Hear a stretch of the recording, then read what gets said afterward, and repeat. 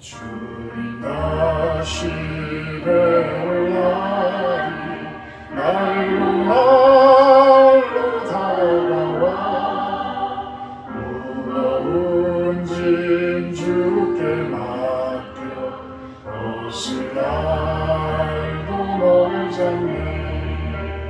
나를 위해 예비하신 고향집에 돌아가 아버지의 품 안에서 영원토록 살리라.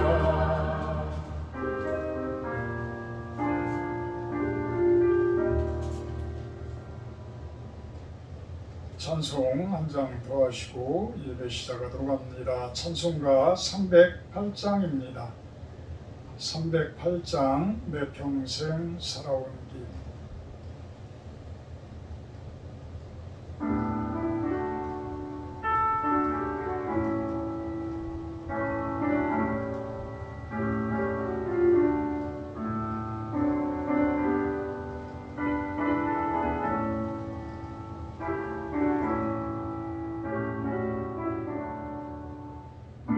평생 살아온 길 뒤를 돌아보니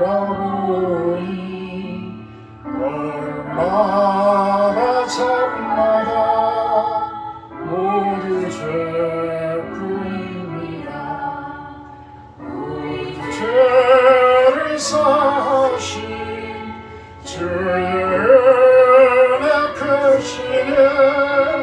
골고다의 언덕길 주님 바라봅니다. 나같이 못난인가 주님께서 살리려 하늘나라 영광 보좌 모두 버리시려네.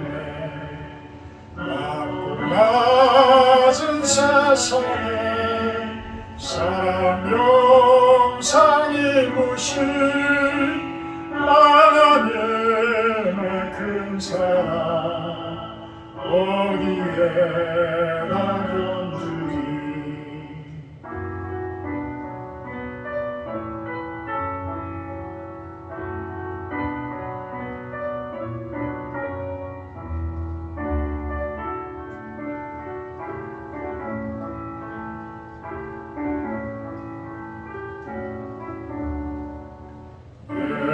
예수님 나의 주님 사랑의 주 하나님 이제 나는 예수님만 높이면서 살겠네.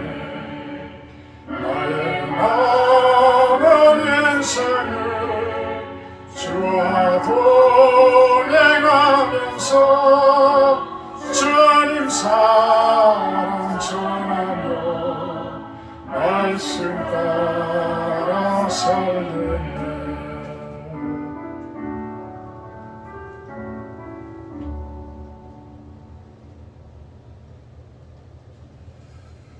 사도신경 하심으로 신앙 고백하도록 합니다. 나는 전능하신 아버지 하나님 천지의 창조주를 믿습니다. 나는 그의 유일하신 아들 우리 주 예수 그리스도를 믿습니다.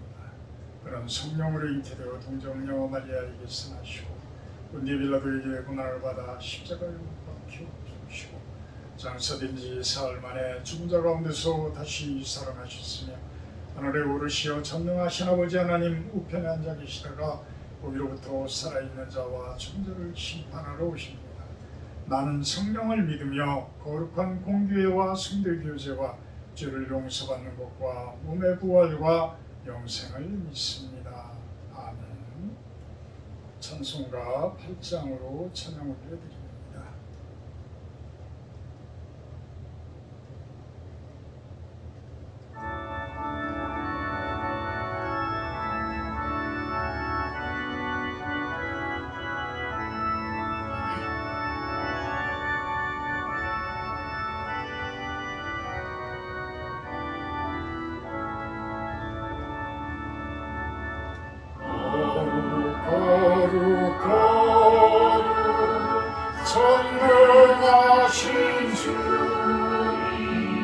이른 아침 어린 주를 찬송합니다. 거룩 거룩 거룩 자비하신 주님 삼삼일체 우리 주라. 거룩 거룩 주의 보좌 앞에 모든 성도를 의관을 벗어드리네. 전군 천사 모두 주께 굴복하니 영원히 위에 되신 주다.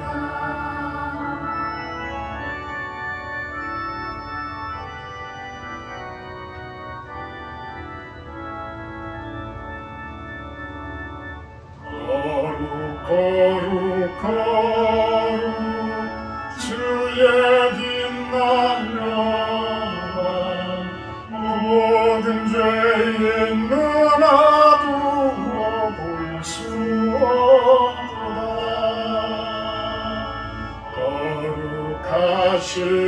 거룩하시니라 주님밖에 없네. 연전히 전능하신 주다. 거룩 거룩 전능하신 주님 천지 만물마다 주를 찬송합니다. 거룩 거룩 거룩 전능하신 주님 삼삼일체 우리 주다.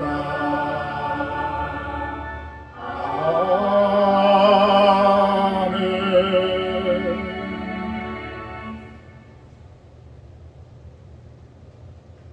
원래 대표기도 시간인데요. 오늘 구종신 사모가 장례식장을 갔다가 오는데 너무 막혀서 제 시간에 못 올 것 같다고 연락이 왔습니다. 저 혼자 예배를 드립니다. 이해해 주시기 바랍니다. 오늘 본문 말씀은 잠언 22장 말씀입니다. 잠언 22장 1절에서 10절까지만 제가 봉독하도록 합니다. 많은 재물보다 명예를 택할 것이요 은이나 금보다 은총을 더욱 택할 것이니라. 가난한 자와 부한 자가 함께 살거니와 그 모두를 지으신 이는 여호와시니라. 슬기로운 자는 재앙을 보면 숨어 피하여도 어리석은 자는 나가다가 해를 받느니라. 겸손과 여호와를 경외함의 보상은 재물과 영광과 생명이니라. 배역한 자의 길에는 가시와 울무가 있거니와 영혼을 지키는 자는 이를 멀리 하느니라. 마땅히 행할 길을 아이에게 가르치라. 그리하면 늙어도 그것을 떠나지 아니하리라. 부자는 가난한 자를 주관하고 빚진 자는 체주의 종이 되느니라. 악을 뿌리는 자는 재앙을 거두리니 그 분노의 기세가 쇠하리라. 선한 눈을 가진 자는 복을 받으리니 이는 양식을 가난한 자에게 줌이니라. 거만한 자를 쫓아내면 다툼이 쉬고 싸움과 수욕이 끝이 있느니라.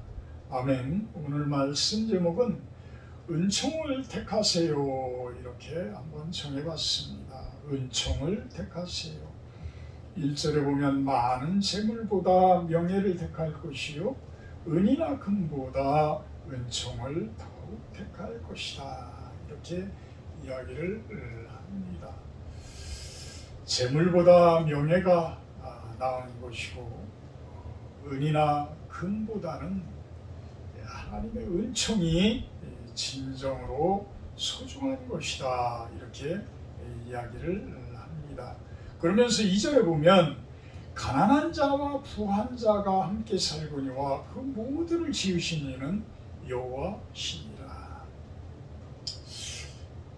부한 자와 가난한 자 모두를 하나님께서 지으셨다고 이야기를 합니다.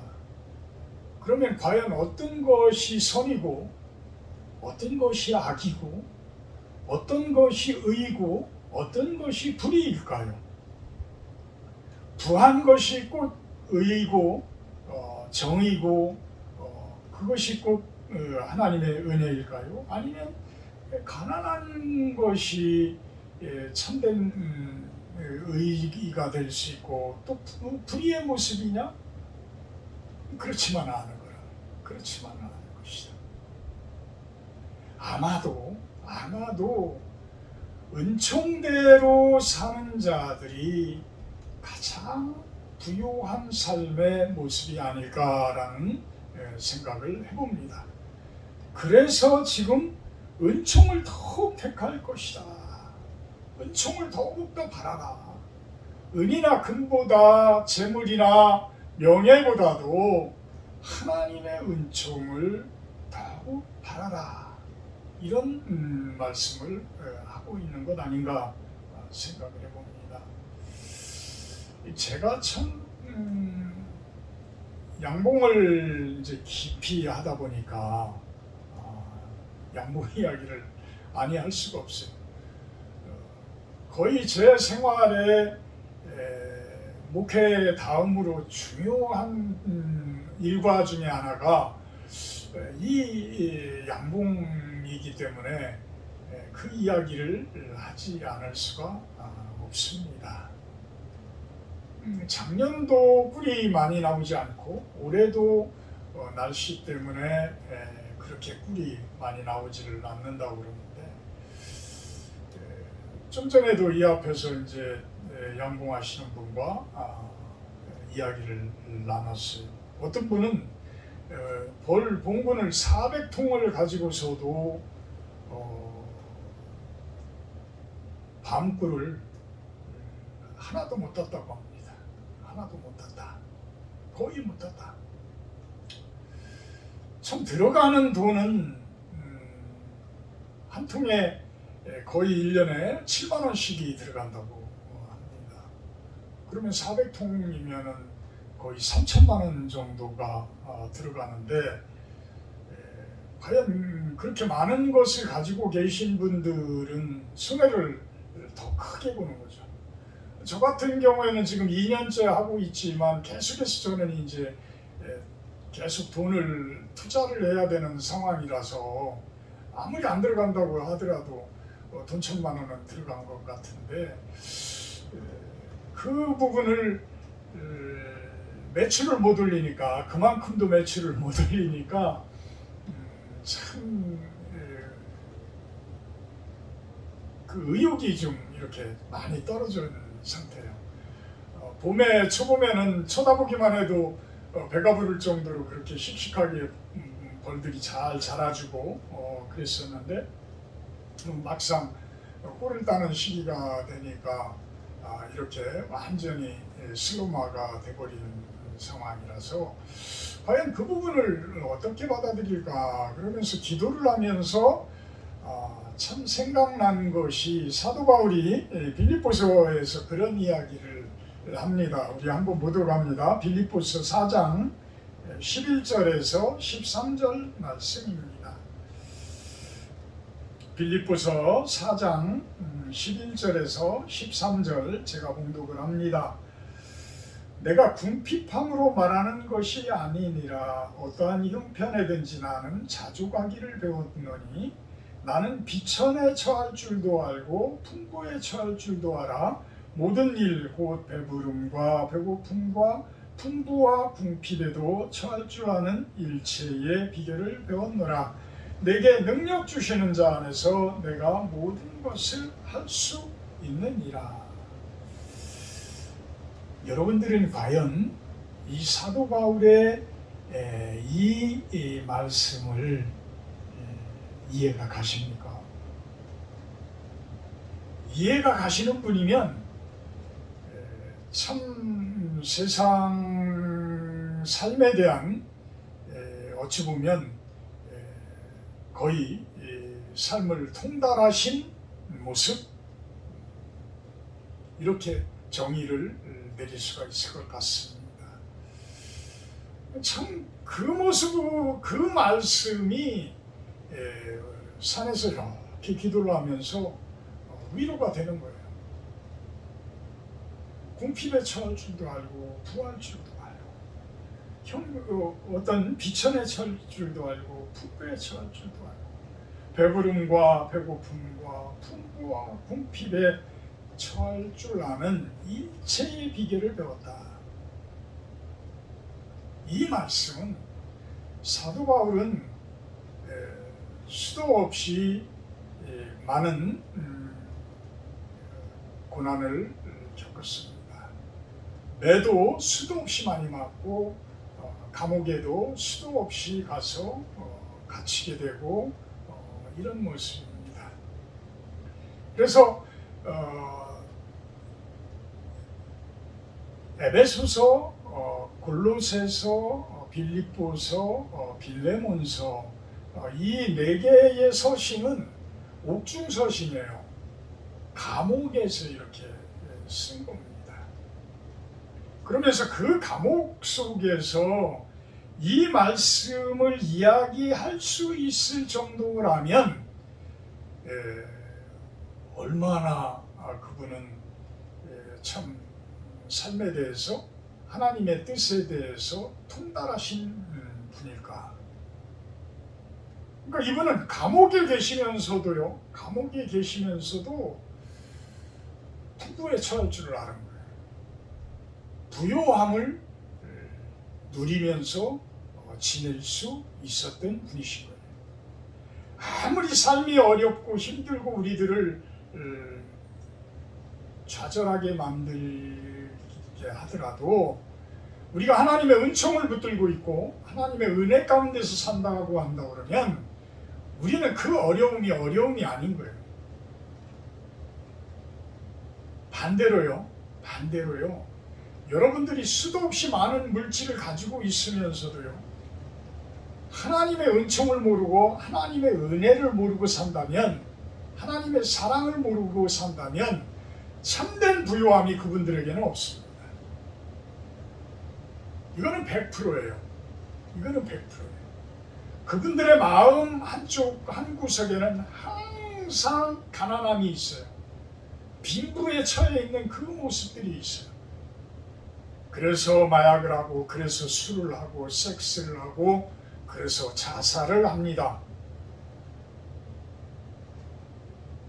자본주의가 서로 경쟁을 하면서 적절히 성장하게 하는 데는 큰 힘이 되어지지만, 그 반대의 이면 속에는 자신들을 너무 과신하게 만들고 물질을 너무 우선시하게 만드는 그런 것들이 있어요. 그래서 사람들의 이데올로기는 자본주의나 사회주의나 공산주의나 모든 것들이 완전할 수가 없어요.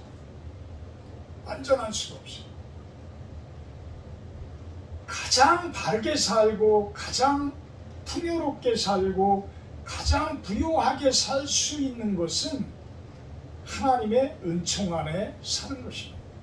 하나님의 은혜 안에 사는 것밖에 답이 없어요. 그래서 이 설교를 듣고 있는 여러분들은 참된 부요함을 누릴 수 있는 분들이에요. 오늘 이 시간부터 여러분들은 참된 부요함을 누릴 수 있는 주님의 은총을 받는 분들이 되기를 주님의 이름으로 축복합니다. 오늘은 제가 좀 반대의 모습들을 한번 요즘 상황에 맞춰서 좀 이야기를 해보려고 합니다. 3절을 보면요, 슬기로운 자는 재앙을 보면 숨어 피하여도 어리석은 자는 나가다가 해를 입는다. 5절에 보면 패역한 자의 길에는 가시와 올무가 있는데 그 패역한 자는 그 길을 멀리 하지를 못하고 그냥 그 가시와 올무에 빠져들어간다는 거예요.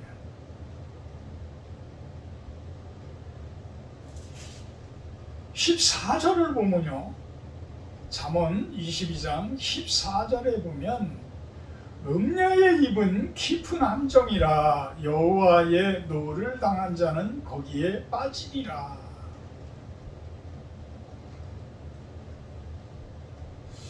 예전에 누군지는 이름이 기억이 안 나는데 제주지검장이었어요. 제주지검장.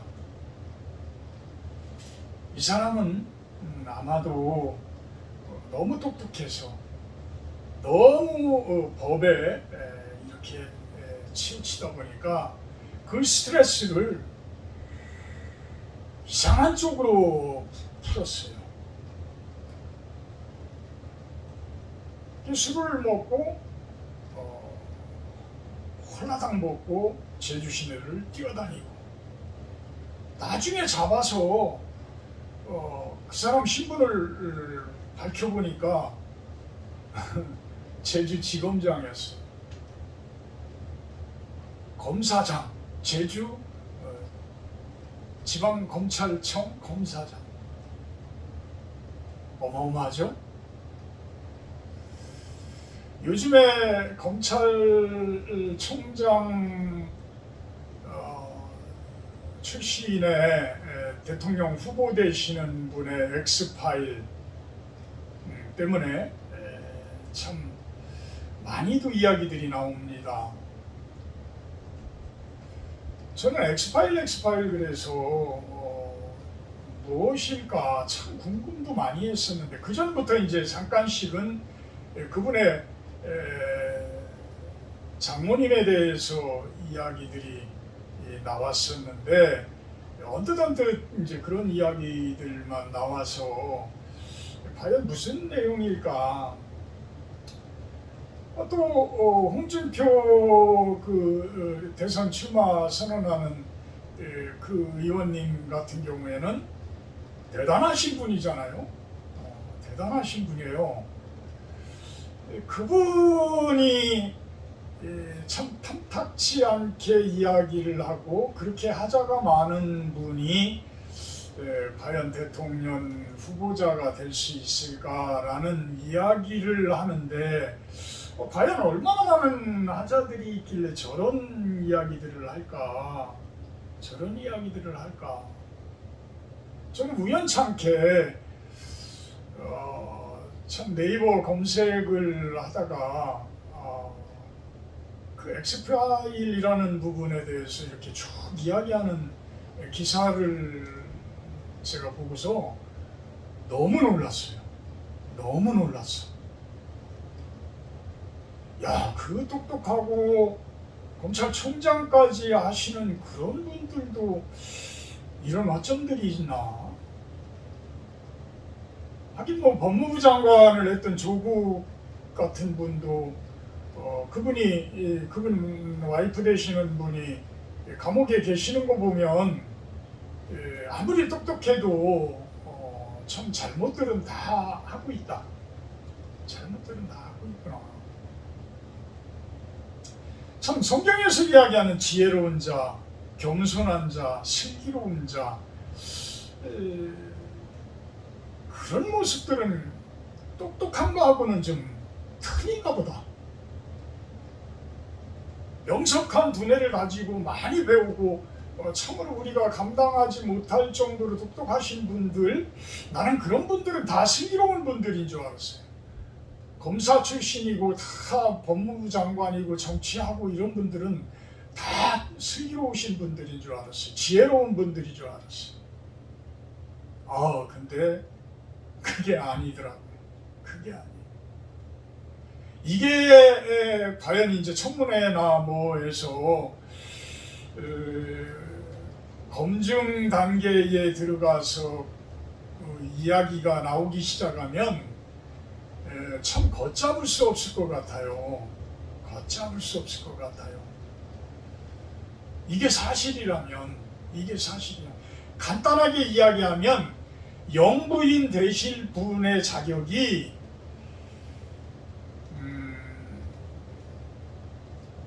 유부남 검사와 동거하고 어떤 술집의 줄리라는 이름으로 술집의 호스테스였었고 장모님과 사업했던 사람을 완전히 지금의 기초 수급자로 만들면서 그 힘을 검사들의 힘을 이용을 했다. 이게 엑스파일의 주된 내용인 것 같아요. 그렇다고 한다고 그러면 그게 사실이라고 한다고 그러면 이게 정의입니까?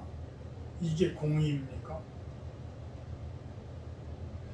저는 그 부분을 한번 지켜보려고 합니다. 그분이 과연 슬기로운 분이시라면 성경 말씀대로 모든 재앙을 피하여 나갈 것이고 오히려 그분의 길이 순탄할 것이지만 그렇지 못한다라고 그러면 성경 말씀대로 가시와 올무의 길일 겁니다. 그리고 14절에 이야기하는 어떤 깊은 함정이 도사리고 있을 수도 있을 겁니다. 거기에 만약에 빠진 거라면 이는 성경 말씀대로 지혜로운 분은 아니실 것이다 라고 저는 이야기를 하고 넘어가겠습니다. 7절에 보면 부자는 가난한 자를 주관하고 빚진 자는 체주의 종이 되느니라. 돈은 빚을 지지 말아라 라고 이야기를 합니다. 돈에 대해서는 빚을 지지 말아라. 차라리 부자가 되라. 어떤 부자요? 하나님이 인정하는 부자. 가장 좋은 부자예요. 하나님께서 인정하시는 부자. 하늘 부자. 하늘 부자의 모습은 제일 부유한 자의 모습이고 풍요로운 자의 모습이고 행복한 자의 모습이고 기쁨과 희락이 가득한 자의 모습입니다. 그런데 우리 정부의 부동산 정책 다 있습니다. 또 그 부동산 정책을 통해서 어떤 정권에 대한 전복을 추구하는 그러한 물질의 세계에 세력들이 있다라고 한다 그러면 그들 또한 결코 쉽게 가시와 올목길에서 빠져나갈 수는 없을 겁니다. 그런데 여러분들은 지금 똑같이 마찬가지예요. 저도 아파트를 분양받으려고 지금 하니까. 그런데 우리 점수는 25점밖에 안 되더라고요. 오송 같은 경우에 43점, 세종시 같은 경우에 63점이에요. 평균 점수가. 그럼 어디 가서 분양받아요? 저기 풍세 이런 시골에 있는 그런 아파트? 그런데 거기도 36점이야. 거기도.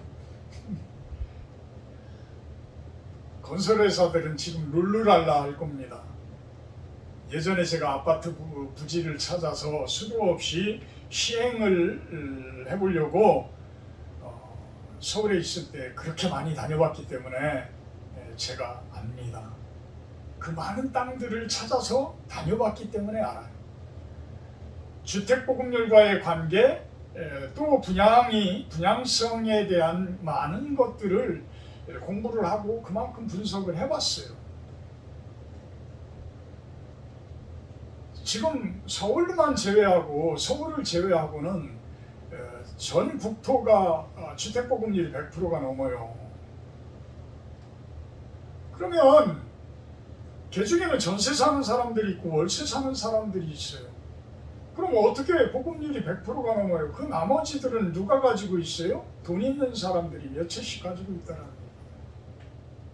그래서 그 몇 채씩 가진 걸 가지고 은행 금리 빌려서 월세 받으면 그것보다 훨씬 더 많은 수익을 얻을 수 있기 때문에 한단 말이에요. 근데 그것을 정부들이 다 알면서, 경제인들이, 경제석학들이 다 알면서 그 부분들을 자꾸 풀어줘요. 오히려 붐이 일어나게 만듭니다. 무엇 때문에 그러겠어요? 나라 살림? 풍요로워져요. 집을 계속해서 주택경기가 좋아지면 풍요로워져요. 왜요? 재산세, 교육세 다 거기서 나가잖아요. 가장 굵직한 세금이 거기서 나오는데, 양도세, 임대소득세, 모든 것들이 거기서 나와요. 또 은행은 돈 빌려줘서 수익을 창출하죠. 물론 경제가 잘 돌아가야지만 좋죠. 그런데 이렇게 올라가는 거는 집값이 지금 2배, 3배 막 뛰면 이게 무슨 얘기예요? 인플레예요. 인플레. 똑같이 따라서 나중에는 우리가 먹고 있는 쌀값 올라가고 우리가 쓰고 있는 생산품들 다 따라서 올라가요. 채소값 올라가고. 제가 깜짝 놀랐어요. 양파를 농사를 져서 소득을 그걸 수확을 해야 되는데 사람이 없어가지고 외국인 노동자들을 쓰는데 여자들이 14만 원에서 16만 원이고 남자들이 20만 원이랍니다. 배로 뛰는 거예요. 배로 뛰는 거예요. 불과 2, 3년 전에 제가 알기로는 7만 원, 8만 원으로 알고 있었거든요. 2배로 뛰잖아요. 집값 올리는 거 좋은 거 하나도 없어요. 그 집을 사는 사람들은 어떻게 해요? 은행 융자를 더 받아야 돼요. 3억짜리 집이면 2억. 그 2억 갚으려고 해보세요. 얼마 동안 갚아요? 20년 동안 갚아요? 여러분들은 평생 빚지고 살아요. 평생 빚지고 삽니다. 그럼 빚 안 지려면 어떻게 해요? 빚 안 지려면 꾀죄죄한 집에서 살 수밖에 없죠. 그죠? 꾀죄죄한 집에서 살 수밖에 없어요. 정치하시는 분들은 이런 부분들을 살펴주고 이런 아픈 부분들을 긁어주셔야 될 텐데 참 아파요. 참 아파요. 저는요 이렇게 시골을 와서 산속에 들어와서 저 200평 땅밖에 안 되지만 저희 교회 부지가 200평입니다. 도회지로 하면 엄청나죠. 그런데 200평 땅도 안 되는 것 예전에 1,000만 원도 안 주고 샀어요. 저 혼자 이 교회, 이 건물 다 졌어요. 이거 매지 하나하나 제 손 다 간 거예요. 저 나무니, 이 전선줄, 이 전등 다 제가 한 거예요. 밑에 이 장판까지도 제가 다 깔은 거예요. 이 밑에 미장까지도 제가 다 했어요. 그래서 교회 바닥이 울퉁불퉁합니다. 그래도요, 다 만들어 놓고 저녁 노을에 2층 데크에서 쭉 내려다보면요, 이게 바로 하나님 나라구나. 너무 감사합니다. 아마도 서울 타워팰리스 내가 올라가 보진 않았지만 거기에서 보는 것 뒤쪽으로는 저 멀리 남산 보일 것이고 앞쪽으로는 고속도로 그거 조금 산 저 멀리 산 보일 거고 나머지는 다 빌딩 숲이죠. 저는 훨씬 더 중요한 걸 누리며 삽니다. 훨씬 더 값어치 있는 것을 누리며 살아요. 저는 이게 진정한 풍요임을 저는 여러분들에게 말씀드릴 수 있어요. 너무 감사해요. 그런 것을 알게 해주셔서. 식물 하나하나, 동물 하나하나 속에서 하나님 나라를 발견할 수 있게 해주신 하나님 너무 감사합니다. 너무 감사합니다. 그래서 진정한 부자는 이런 부자다. 비치지 않는 자가 부자예요. 비치지 않는 자가. 사람들에게 비치지 말라는 거예요. 은행에 비치지 말라는 거예요. 나라에 비치지 말아라. 나라에 비치지 마라. 왜? 그들의 종이 되니까. 그들의 종이 되니까. 그들에게 끌려다니니까. 나중에 또 IMF, 우리는 IMF를 겪어봤습니다. IMF 같은 사건이 일어나게 되면 어마어마한 고통을 겪어요, 여러분들은. 엄청난 고통을 겪습니다. IMF 97년 11월 달에 출발되어졌지만 우리에게 실질적으로 다가온 건 98년 봄에요. 98년 5월달 정도부터 시작이 됩니다. 제가 그때 당시에 전원주택을 석동을 져주고 있었는데 창고까지 하면 6동이에요. 그것을 져주고 있는데 갑자기 건축 자재가 2배, 3배로 뛰어오르는 거예요. 거기에 현찰이 아니면 주지를 않아요. 이자가, 은행 이자가 갑자기 23%, 24%까지 올라가는 거예요. 어떻게 견뎌요? 그 당시에 다 능력 있는 사람은 은행에서 돈 끌어다가 그 돈 가지고 다 사업을 했는데 가뜩이나 그때 당시에 건축 경기가 어려웠었는데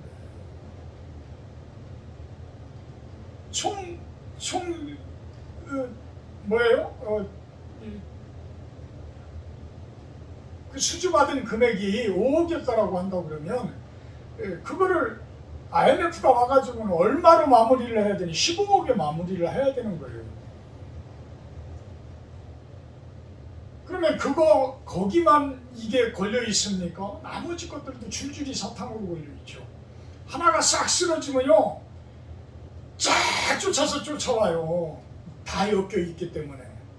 이게 하나가 넘어지면, 큰 빌딩이 이번에 광주에서 넘어지면 그 넘어진 것에 줄을 매 있었다고 하면 그거에 맺어 있던 다른 건물들도 왕창 다 넘어가는 거예요. 이게 IMF예요. 여러분들도 빚을 질 때에 보고 지세요. 보고 지셔야 돼요. 이건 아주 중요한 거예요. 어떻게 나중에 변화될지 몰라요. 어떤 모습으로 이것이 IMF를 우리들이 그거를 예측이나 했습니까? 물론 한국은행에 있는 분들이나 예측을 했을지 모르지만 나라 정부조차도 그렇게 예측 못했잖아요. 김영삼 대통령께서 그 당시에 예측을 하셨습니까? 못하셨잖아요. 그럼 우리 같은 사람들이 어떻게 그거를 예측을 하냐? 여러분들이 지금 빚진 게 얼마씩 있는지 모르지만 만약에 은행 이자가 23% 된다고 그러면 여러분들이 견딜 것 같아요? 못 견뎌요. 여러분들 봉급 가지고 해결됩니까? 안 돼요. 여러분들 사업 가뜩이나 힘든데 아주 잘 나가는 분들 아니고서는 안 돼요. 그래서 상위 1%, 5% 돈 가지고 있는 사람들이 나머지 싹 쓸어버리는 거예요. 다 가져가는 거예요. 그분들은 가지고 있기 때문에. 죄송합니다. 제가 흥분을 했습니다. 9절에 보면 선한 눈을 가진 자는 복을 받으리니 이는 양식을 가난한 자에게 주님이라. 이는 선한 눈을 갖기를 축복합니다. 선한 눈을 가진 자라야지만 아픈 자들, 가난한 자들을 헤아릴 줄 안다는 거예요. 헤아릴 줄 안다. 여러분들도 필히 성도님들이시기에, 집사님들이시고 성도님들이시기에 꼭 선한 눈을 갖추시기를 주님의 이름으로 축원을 합니다. 26절, 너는 사람과 더불어 손을 잡지 말며 남의 빛에 보증을 서지 말아라. 참, 사람과 손을 잡지 말아라.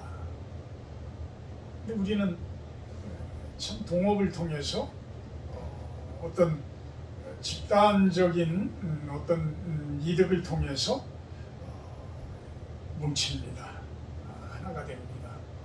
그런데 바른 일이 아니라면, 바른 일이 아니고 좋은 일이 아니라면, 선한 일이 아니라면 될 수 있으면 사람과 더불어 손을 잡지 말기를 바랍니다. 그러다 보면 그 정 때문에 어쩔 수 없이 보증을 서게 돼요. 제가 아까 IMF 때 이렇게 하나가 넘어지면 줄줄이 넘어간다는 얘기가 이런 거예요. 거기에는 보증이라는 것이 있고, 나만 넘어집니까? 내가 보증 쓴 사람도 넘어지죠? 또 내가 넘어짐으로 해서 나를 보증 쓴 사람들이 넘어지죠. 가장 가까운 친척, 친지들, 가까운 친구들, 이런 사람들이 피해를 보는 거예요. 결국은 이런 사람들이. 그래서 사람들과 손을 잡되 지혜롭게 잡아라. 뱀같이 지혜로워라.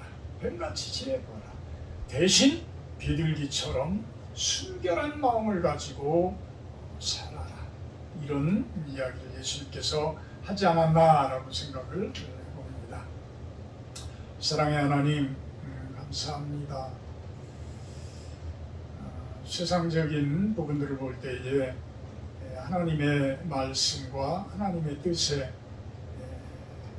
부합하지 못하는 그러한 일들이 많음을 봅니다. 우리 성도님들만이라도 선한 눈을 갖게 하시고 착한 마음씨를 갖게 하시고 참된 부요함이 무엇인지를 알고 깨닫고, 또한 세상 가운데에서도 실천해 나가는 저들의 모습이 되기를 축원합니다. 빚진 자의 모습으로 끌려다니지 않게 하시고, 남들에게 보증 쓰면서 사람에게 오히려 올무에 쓰여지는 그런 삶들 누리지 않게 하여 주시옵소서. 슬기롭고 지혜로운 모습으로 살기를 기도합니다. 감사드리며 예수님의 이름으로 기도합니다. 하늘에 계신 우리 아버지여, 이름이 거룩히 여김을 받으시고 나라 임하옵시며 뜻이 하늘에서 이룬 것 같이 땅에서도 이루어지이다. 오늘날 우리에게 용할 양식을 주옵시고, 우리가 우리에게 죄진 자를 사하여 준 것 같이 우리의 죄를 사하여 주옵시고, 우리를 시험에 들게 하지 마옵시며 다만 악에서 없어서 내게 나라와 권세와 영광이 아버지께 영원히 있사옵나이다. 아멘. 감사합니다. 예배 마치겠습니다.